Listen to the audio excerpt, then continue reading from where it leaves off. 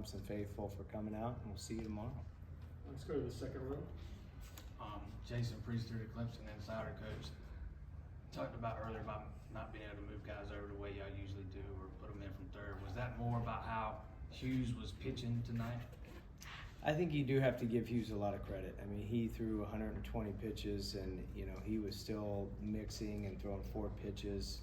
He's fastball, slider, curveball, and change. Pitched backwards when he needed to.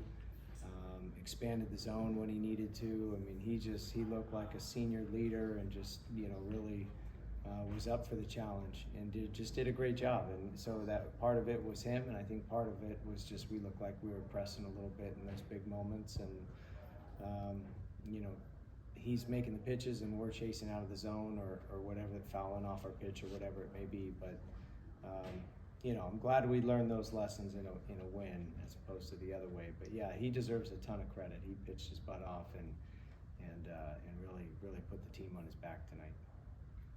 Do we have any other questions? Let's go right here in the second row, then back to the first. Chapel Fowler with the state for coach. Just given the statistics about how tough it is to advance out of the losers bracket, how huge was tonight purely for that? Yeah, we were saying all week we want to just get in the winners bracket. We knew we couldn't overlook High Point, and we saw why tonight. That's as gritty and as tough as a team as there is, and everyone at this point in the year is good.